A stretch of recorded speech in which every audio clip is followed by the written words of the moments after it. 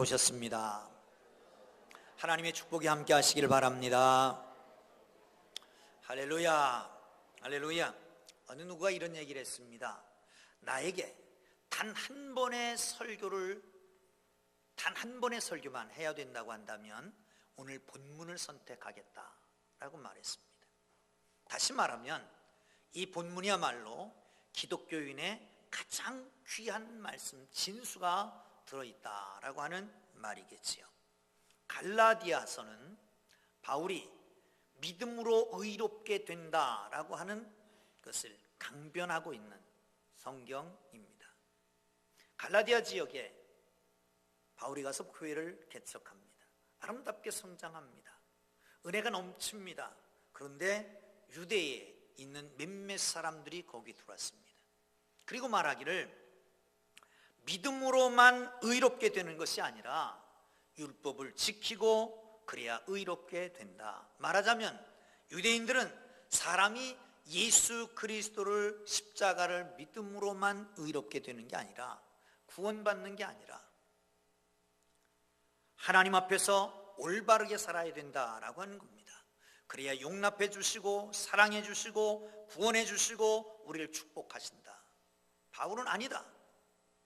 예수 그리스도만으로 하나님은 우리를 용납해 주실 것이고, 그리고 사랑해 주시고 구원 얻고 축복을 얻게 된다라고 말씀하고 있습니다. 사랑하는 성도 여러분, 이 예수 그리스도를 믿는 믿음의 축복이 어떤 것인가 함께 나누고 큰 은혜의 시간이 되기를 주의 이름으로 축원합니다. 할렐루야. 자, 첫 번째 11절을 보겠습니다. 시작. 또 하나님 앞에서 아무도 율법으로 말미암아 의롭게 되지 못할 것이 분명하니 이는 의인은 믿음으로 살리라 하였습니다. 아멘. 구원, 의롭게 함을 받는다라고 하는 의인, 하나님의 자녀, 이 모든 것이 때에 따라서는 다르게 사용되기도 하는데 사실은 같은 뜻입니다. 무엇로부터의 구원이냐? 죄로부터의 구원이다. 그러면 죄를 다 용서받으면 의롭다함을 얻는 거잖아요. 그 구원이잖아요. 그러면 하나님의 자녀라고 하는 인치심을 받게 됩니다. 그게 하나님의 자녀예요. 구원, 의롭게 된 하나님의 자녀는 다 한 가지 뜻을 가지고 있습니다. 그렇습니다. 예수 그리스도께서 십자가를 지심으로 우리의 모든 죄를 사하신 걸 믿으시기를 축원합니다. 우리를 의롭게 하시려고 부활하신 걸 믿으시기를 주의 이름으로 축원합니다. 그런데 아직도 해야 된다고 하는 사람들이 있어요. 어떤 분이 그런 얘기를 했습니다. 세상에 종교가 많지만 성경적으로 보면 종교는 두 가지로 나눌 수 있다. 하나는 기독교 외의 다른 종교, 여기에 모토는 해라 라고 하는 것이다. 그리고 기독교가 있는데 기독교의 모토는 다 이루었다, 믿기만 해라 라고 하는 겁니다. 사랑하는 성도 여러분, 우리가 해야 할 것, 하지 못해야 할 것 때문에 마음 졸이고 아파하고 힘들고 고통스러워하는데, 아니 예수 그리스도의 십자가의 공로로 말미암아 이 모든 저주에서 해방된 걸 믿으시기를 축원합니다. 예수님이 십자가에 달려 돌아가십니다. 온 몸에 물과 피를 다 쏟으시고 마지막 순간에 다 이루었다라고 말씀하시며 세상을 떠납니다. 그렇습니다. 우리의 죄 용서함 뿐만 아니라 구원 뿐만 아니라 하나님의 자녀되는 모든 것이 예수 그리스도의 십자가를 통해서 다 이루어진 걸 믿으시기를 축원합니다. 그걸 믿기만 하면 되는 거예요. 우리 옛날 선배들이 그런 얘기를 했습니다. 기독교의 의의가 뭐냐? 그러면서 한문으로 오르의자를 썼습니다. 오르의자는 위에 양양자를 쓰고 밑에 자아자를 씁니다. 자아자는 자기를 가리키는 거예요. 그러니까 우리를 위해서 십자가를 지신, 세상 죄를 지고 가신 하나님의 어린 양을 믿고 그 앞에 굴복하고 그 하나님을 의지하면 그게 의롭게 되는 길이라는 거예요. 우리가 다른 어떤 일을 했어도 안 됩니다. 하지 않아도 된다라고 하는 것입니다. 내 모든 짐을 죄의 짐을 대신 지고 가신, 그리고 용서하시고 나를 의롭다고 선포하신 그 하나님을 믿기만 하면 되는 걸 믿으시기를 축원합니다. 할렐루야. 할렐루야. 자, 두 번째는요, 13절 보겠습니다. 시작. 그리스도께서 우리를 위하여 저주를 받은 바 되사 율법의 저주에서 우리를 속량하셨으니 기록된 바 나무에 달린 자마다 저주 아래 있는 자라 하였습니다. 아멘. 할렐루야. 율법의 저주. 율법이라고 하는 것은 계속 요구합니다. 이건 해야 되고 이건 하지 말아야 되고, 그러다가 하나 잘못하면 당장 회초리가 날라옵니다. 징계가 떨어집니다. 그게 율법의 저주예요. 그러니까 늘 졸여 있는 거예요. 이거 해야 되는데, 이거 하면 안 돼, 이거 안 되는데 늘 졸여하는 거예요. 사랑하는 성도 여러분, 그런데 예수님께서 당신의 생명으로 우리의 생명을 대신하심으로 일단 모든 저주의 사슬이 끊어진 걸 믿으시기를 축원합니다. 율법에 대해서 발발 떠는 사람들이 있습니다. 그런데 이건 잘못된 신앙이라는 거예요. 감기라도 걸리면 주일날 교회 안 가서 그러나, 사업이 잘 안 되면 11조 조금 덜 드렸더니 그러나, 자식이 좀 잘 안 되면 내가 전에 뭐 잘못한 것 때문에 그러나, 이게 꽁 눌려 있는 거예요. 꽁 눌려 있는 거예요. 하나도 예외 없이 율법에 완전히 속해 있는 사람들입니다. 이런 사람들은 자기 자신도 불편하고 다른 사람도 불편하게 합니다. 저주합니다. 용납하지 않습니다. 비판합니다. 비교합니다. 저 사람 저래도 괜찮을까? 목사가 뭐 저래, 집사가 뭐 저래, 권사가 뭐 저래, 장로가 뭐 저래, 이렇게 비판합니다. 그러려니 마음이 편하지 않죠. 마음이 편하지 않은 자체가 저주 아니겠습니까? 사랑하는 성도 여러분, 율법자의 소행입니다. 율법에 속한 사람, 율법에 뇌가 된 사람, 율법에 붙들린 불쌍한 심령들을 우리 주님께서 말씀하십니다. 열심히 있지만 기쁨이 없습니다.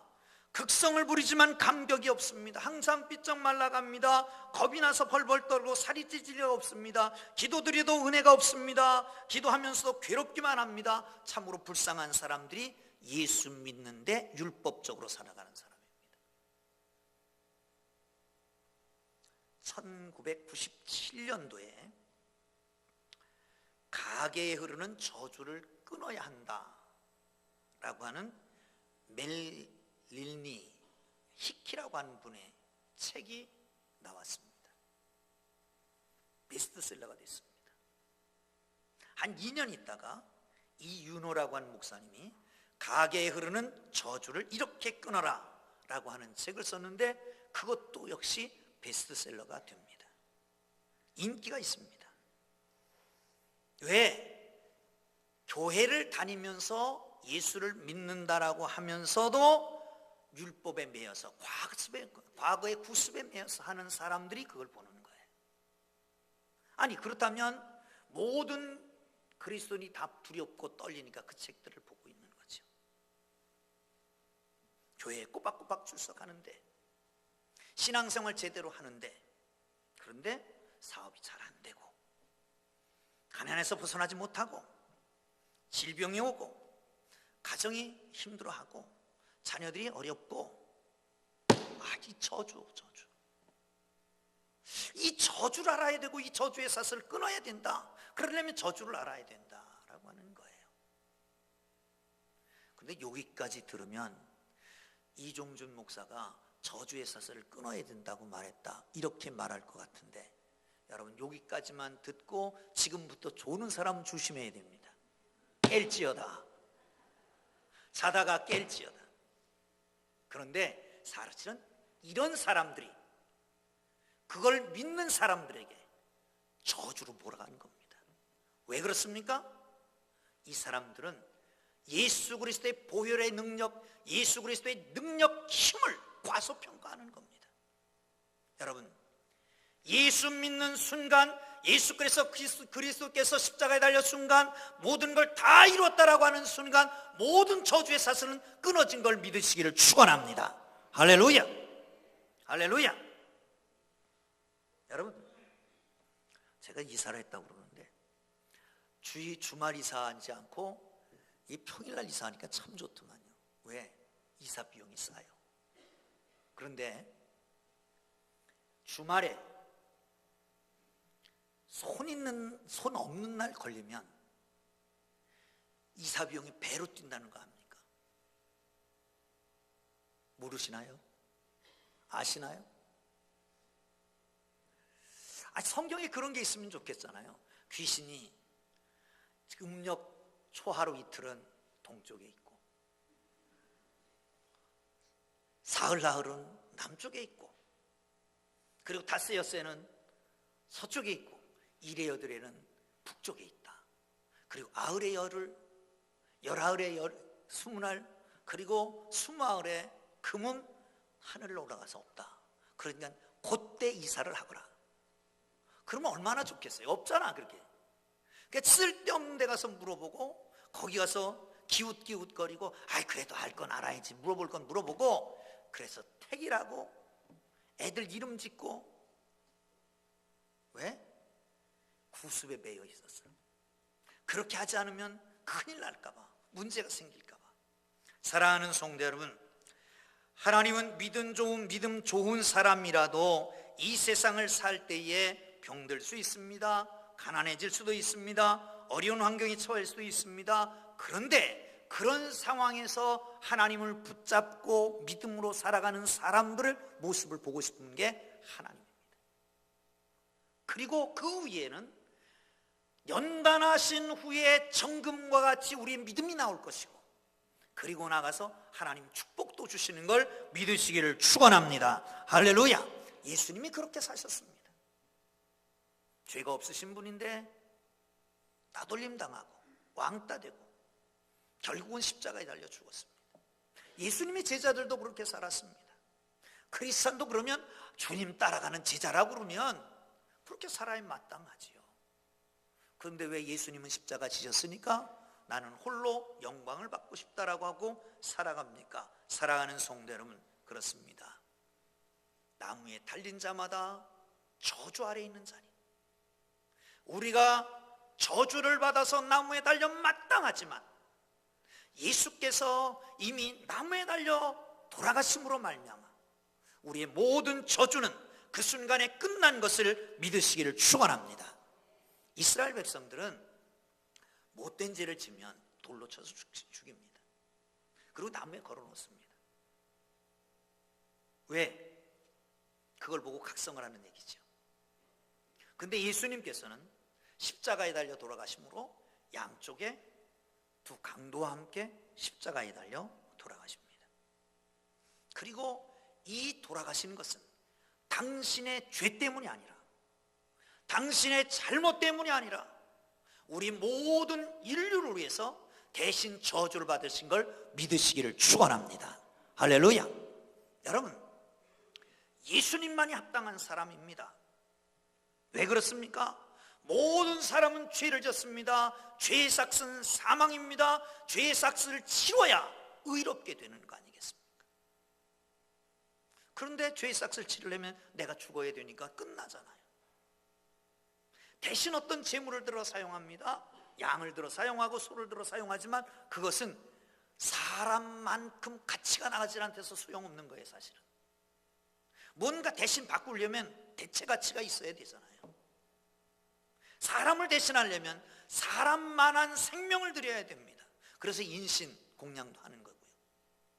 사람을 대신하려면 사람보다 더 위대한 어떤 분을 드려야 합니다. 그러기에 신이 필요했습니다.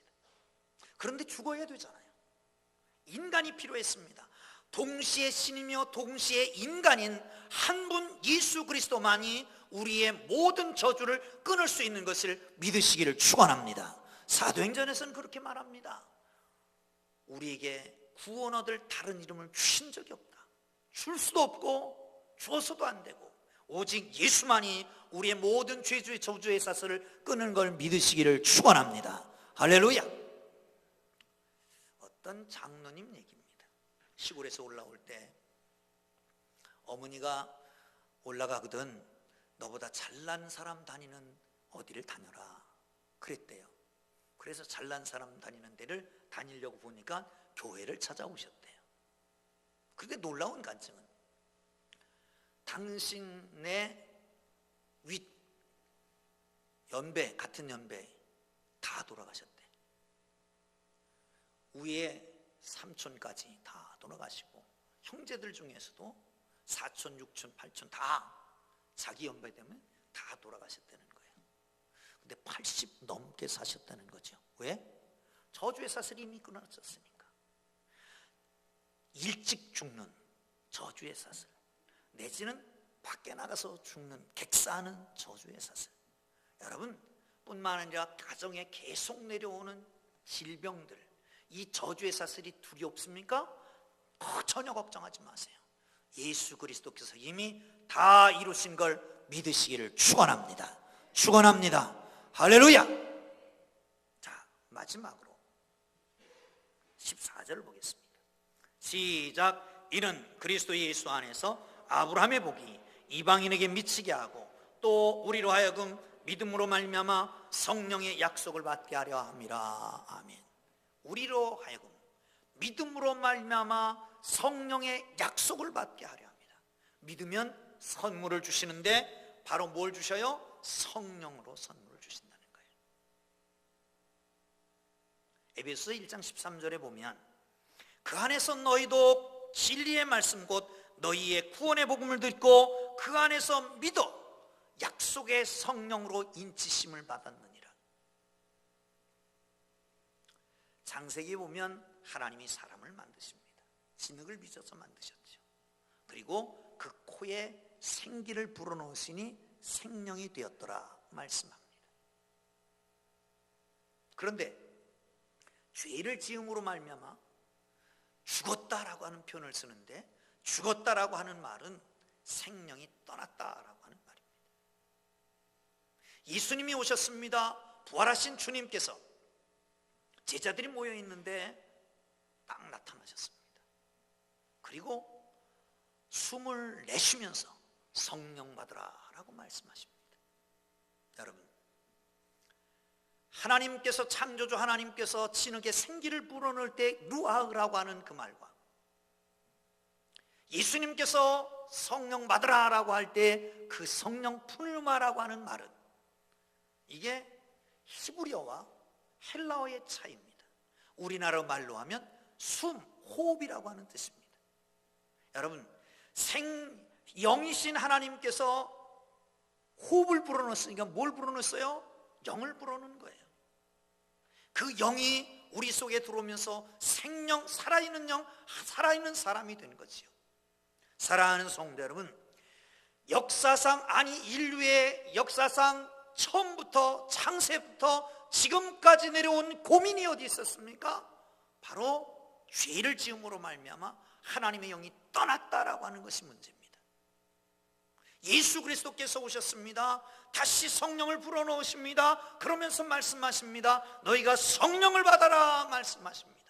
그 성령을 받는 그 순간에 우리는 새로운 생명이 거기에 탄생하게 되는 걸 믿으시기를 축원합니다. 할렐루야. 그래서 예수 그리스도를 주로 고백하는 사람은 누구든지 그 안에 성령이 계시기 때문에 고백한다라고 말합니다. 여러분, 이 자리에 하나님의 성령으로 말미암아 예수를 주로 고백하신 사람들이 모인 것을 믿으시기를 축원합니다. 축원합니다. 여러분, 아리까리 합니까? 그냥 왔다만 갔다 왔다 갔다만 합니까?